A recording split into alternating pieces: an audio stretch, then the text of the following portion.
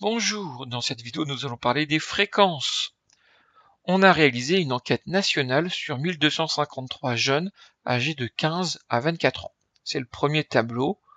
On voit qu'il y a plusieurs réponses possibles sur l'utilisation d'Internet. Certains l'utilisent plusieurs fois par jour, d'autres plusieurs fois par semaine, d'autres c'est par mois et d'autres encore moins souvent.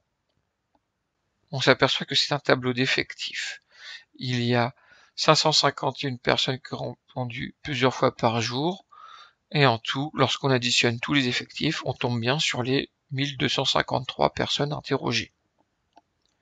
On réalise la même enquête statistique dans une classe de 5e. On pose les mêmes questions, c'est juste que cette classe de 5e a un effectif total de 27 élèves. On souhaite comparer les résultats de ces deux enquêtes. Ça semble difficile puisque lorsqu'on prend l'exemple environ une fois par semaine, pour la classe de 5e, il y a 6 personnes qui ont répondu. Pour l'enquête nationale, il y a 100 personnes qui ont répondu. Est-ce qu'on peut comparer 6 et 100? C'est complètement difficile. Donc il faut conclure que les tableaux d'effectifs ne sont pas adaptés car les effectifs totaux ne sont pas égaux. Les effectifs totaux sont différents. Alors comment faire pour comparer les deux tableaux? On va utiliser la fréquence. La fréquence nous permettra de comparer plus facilement les deux sondages. C'est quoi la fréquence? La fréquence est un calcul de l'effectif du caractère divisé par l'effectif total. On peut aussi l'avoir en pourcentage. Reprenons les deux tableaux et faisons les calculs de fréquence. Pour le tableau de classe de 5e, plusieurs fois par jour, l'effectif est de 2. On va faire la division de 2 par 27 pour trouver la fréquence, ce qui donne environ 0,07. Si je veux avoir la fréquence en pourcentage, je fais 0,07 fois 100, ce qui donne 7. Donc ça fait 7%. Environ une fois par jour, l'effectif c'est 7.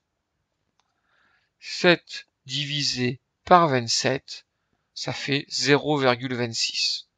Si je veux le pourcentage, 0,26 fois 100. 2 à 5 fois par semaine, l'effectif est 8. Je fais l'effectif sur l'effectif total. 8 divisé par 27, ça fait environ 0,30. 0,30 fois 100, ça fait 30. Je fais ça pour toutes les cases. À noter qu'au total, la fréquence doit faire absolument 1, parce que 27 divisé par 27, ça fait 1. Et si l'on fait les additions 0,07 plus 0,26 plus 0,30 plus 0,22 plus 0,11 plus 0,4, ça fait 1. Pareil pour les pourcentages, le total doit faire 100.